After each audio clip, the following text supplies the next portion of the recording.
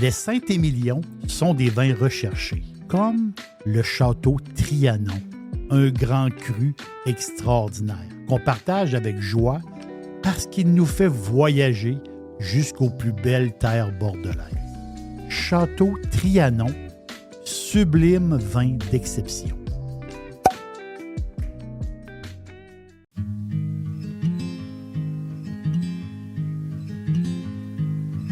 Darling, you know that I want things to go our way. I'll try to reach you to lean every single day. I wanna be somebody that you wanna love. Don't wanna reach far another, wanna color your world.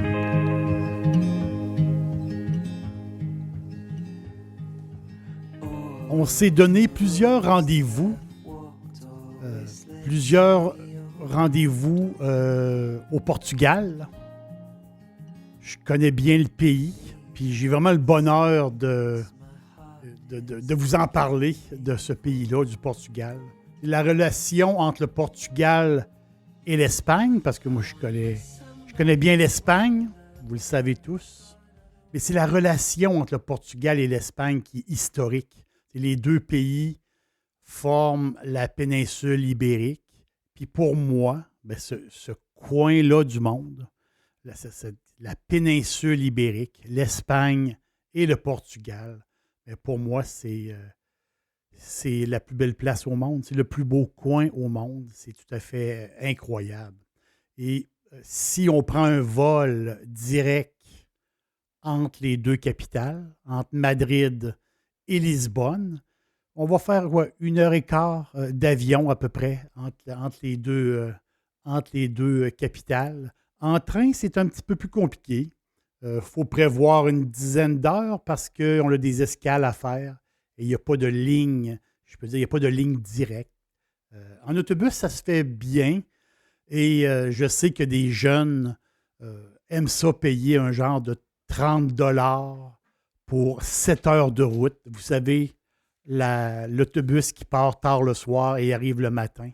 Donc, le trajet de nuit est à 30$. Et les touristes, les jeunes touristes aiment beaucoup ça, les bas prix, et de voyager comme ça la nuit sans que ça coûte très, très cher. Mais c'est ça, c'est la péninsule ibérique, c'est vraiment formidable. Et le Portugal, bien sûr. Je parle souvent du Portugal. Il y a un podcast que je vous invite à écouter. Il porte le nom de Lac. Donc, je parle justement des lacs dans ce... Et c'est un podcast qui a des renseignements justement sur une région méconnue, la région méconnue du pays. Une région qu'il faut connaître. Les Portugais la connaissent très bien parce que plusieurs y vont en vacances, mais pour nous qui arrivent de l'étranger, ben c'est pas un automatisme. Et je pense que cette région-là est tout à fait extraordinaire. La région, on l'appelle l'Alentejo. Mais j'ai le goût de vous raconter une histoire qui va nous mener là-bas, Une histoire vraie, vraiment une belle histoire que je pense qu'on pourrait faire un film, je pense, avec cette histoire-là. Nous sommes à la fin des années 1800. On est aux portes du nouveau siècle. Un jeune Portugais qui vivait aux Açores. Vous savez, les Açores au centre de l'Atlantique. Un archipel, je crois, de 9 îles. Moi, j'y suis débarqué une fois aux Açores comme escale, justement, en avion. Et à la fin des années 1800, ce jeune Portugais part en voilier et veut se rendre en Amérique dans l'espoir d'y trouver du travail et de faire sa vie, possiblement. et arrive à Boston, s'installe à Boston, de la misère un peu à se trouver du travail, et il entend parler que l'Ouest, on le sait, là, go West. Donc, l'Ouest, il y avait beaucoup de travail et il y avait beaucoup de possibilités. Et il décide de partir pour l'Ouest, part pour la Californie. Et c'est un long voyage. Il arrive sur place, il trouve tout de suite un travail et il trouve aussi l'amour. Et ce jeune Portugais va faire sa vie en Amérique, va faire sa vie en Californie.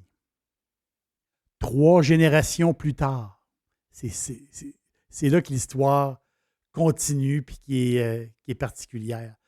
3 générations plus tard, une de ses descendantes qui se prénomme Carrie.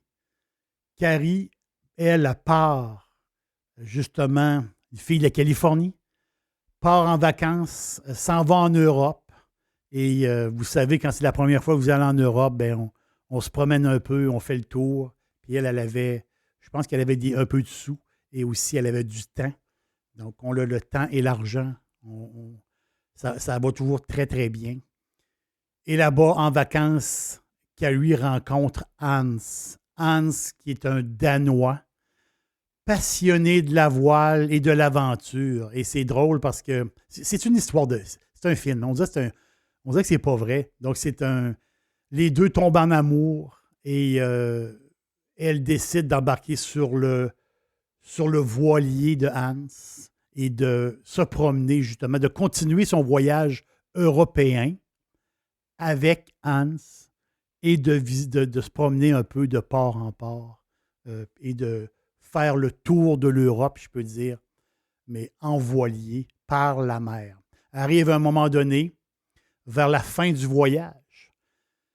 Vers la fin du voyage, il décide de quitter l'océan et d'entrer dans un fleuve. Donc, un fleuve, le Guadiana, le fleuve tranquille, qui sert de frontière entre l'Espagne et le Portugal. Donc, le Guadiana, c'est un fleuve qui serpente à l'intérieur du Portugal, puis de l'Espagne. Et il sert en grande majorité, ce fleuve-là, et la frontière entre les deux pays. Donc, les amoureux décident de remonter le fleuve tranquillement, parce que c'est un fleuve très tranquille, et remontent doucement les terres. Et là arrive en Alentejo.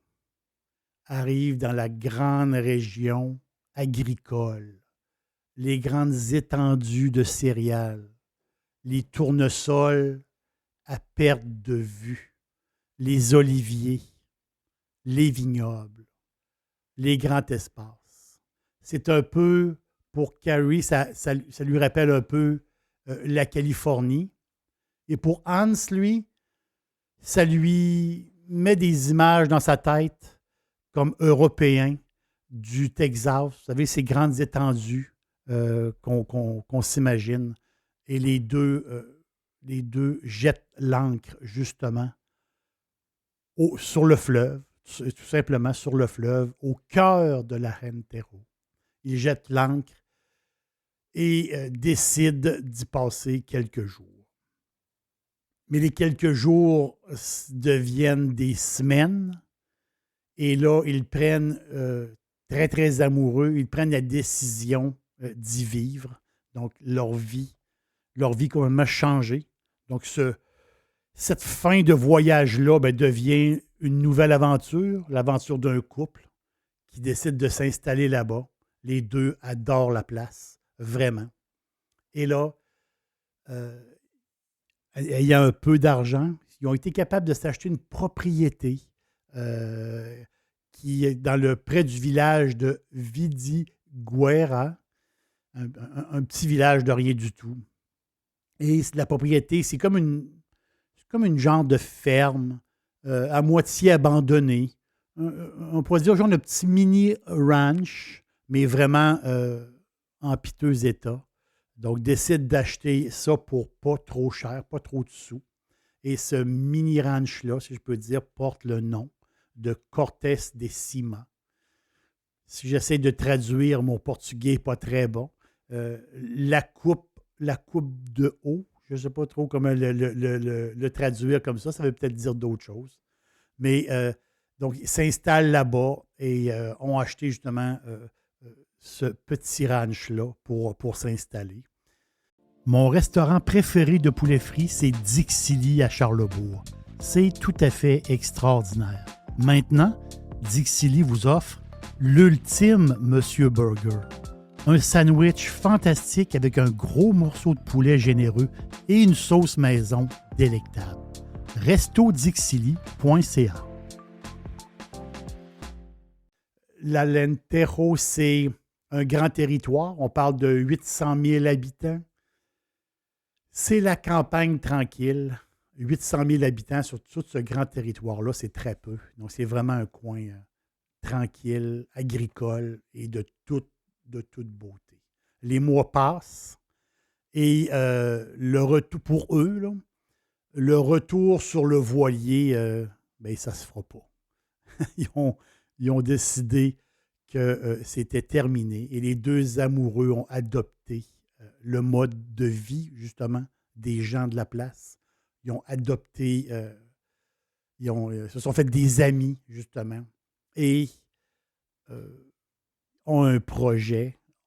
Ils ont un projet commun, un grand projet de planter de la vigne et d'avoir un vignoble qui est un projet énorme, surtout qu'il n'y a pas un plant de vigne de planter. Donc là, on est en 1991. Donc, les revenus du couple viennent des produits maraîchers. Ils travaillent le champ, ils ont planté beaucoup de choses. Et à un moment donné, ils décident de planter, là ça commence, ils décident de planter 50 hectares de vignes, en grande partie de la Syrah, un cépage français. Au début, c'était vraiment, il était sur la Syrah et qui était 5 ans plus tard, avec 2 enfants, parce que les enfants sont arrivés, 5 ans plus tard, ben, la vigne produit des fruits assez matures, assez, on va dire, à une certaine maturité. Ben là, on peut commencer à faire du vin 5 ans plus tard. 5 ans plus tard, la vigne est prête et les enfants sont là avec eux. Et là, c'est un désastre parce que le vin qu'ils ont fait, le résultat est plus que médiocre. Ils ont même peut-être fait un peu rire d'eux par des gens qui connaissaient un peu leur projet. Ils ont dit ouais, c'est pas facile, hein, tu sais. Ils ont vraiment eu de la misère au début. Pas mal de misère. Et ils ont eu aussi des pertes financières qui c'est assez impressionnantes. 1998, et là, on est quoi? 1 an ou 2 ans après le désastre. Ce même vin, le même raisin, la même vigne a gagné un prix impressionnant au Wine Challenge de Londres comme meilleur Syrah. Et là, depuis 2000, les prix s'accumulent pour Cortés de Cima. Donc, leur projet a décollé. Et là, ils accumulent les médailles. Aujourd'hui, Cortés de Cima, ben, c'est 7 cépages. Maintenant, c'est 130 hectares. C'est un gros...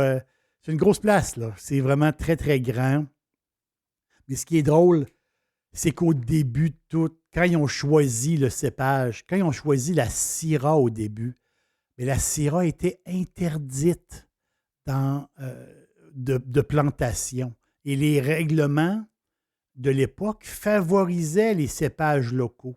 Mais eux autres ont décidé de planter de la Syrah parce qu'ils étaient convaincus que ce cépage-là était bien adapté au climat local et aussi au sol. Donc, leur pari du début, leur échec, Et par la suite, ben, c'est la totale. C'est des syrahs tout à fait formidables. C'est Cortés Decima, c'est rendu un très gros nom portugais et leur produit est tout à fait extraordinaire. Je n'ai pas encore goûté tous leurs vins. Il y a une douzaine de produits, une douzaine de bouteilles, dont 3 blancs. J'en ai goûté 3. Pour vous, pour moi, donc j'ai adoré justement la Syrah à 100%. Donc c'est un vin extraordinaire, extraordinaire. Là, on est dans le, oui, on est dans le chêne, on est dans les murs très, très, justement, très mûrs. Et moi, je pense que le chêne et la mûre est un mix parfait. Donc, un beau fruit, formidable Syrah de Cortés Decima. Et l'autre, le Cortés Decima Vino Régional. Donc, c'est un montage de 4 cépages. La Syrah, justement, l'Aragonnaise, le Cabernet et le petit verre d'eau. Ça nous donne un vin complexe, particulier. Les reflets, un vin foncé, et des fois, on voit des reflets noirs dans ce vin-là, très balsamique et justement cerise noire. C'est un vin costaud, mais qui demeure très, très agréable. Avec, je vous le dis, avec un steak, c'est incroyable. Quel bon vin. Le Cortés Decima, Vino Régional, l'étiquette est orangée. Et l'autre que j'ai goûté aussi, ben, c'est un beau petit blanc, je vais le dire comme ça. Donc, un vin pas cher du tout. Le Chaminé, donc vin blanc, Chaminé blanc. C'est un mélange de 4 cépages. Donc, c'est un montage de 4 cépages à la base avec du Sauvignon blanc et de l'Antaovas, un cépage typique portugais qu'on voit de plus en plus. Donc, c'est un montage de 4 cépages. Et ça donne un vin, un bel apéro. Vous voyez, le bel apéro et à vraiment un prix d'amis, très, très le fun. Donc, ça, c'est les 3 vins que j'ai goûtés de Cortés Decima. Au sujet de l'Alentejo, un poète portugais disait « Au-delà du fleuve, suivez la route des cigognes. La grande plaine est comme un miroir, boursouflé de soleil. » J'ai trouvé ça beau, mais en même temps, je trouve que ça fait bien pour Carrie et Hans qui ont fondé justement la route des cigognes. C'est eux qui ont fondé leur famille là-bas, en Alentejo. Et j'espère un jour les rencontrer.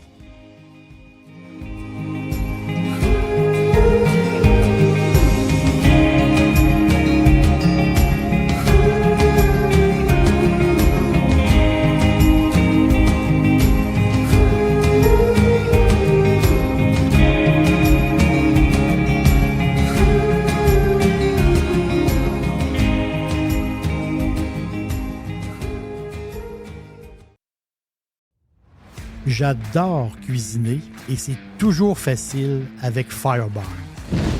Les sauces barbecue, les épices, les condiments, comme la meilleure moutarde baseball. Et j'ajoute toute la gamme des sauces piquantes. Tous les jours, c'est parfait en supermarché ou sur firebarns.com.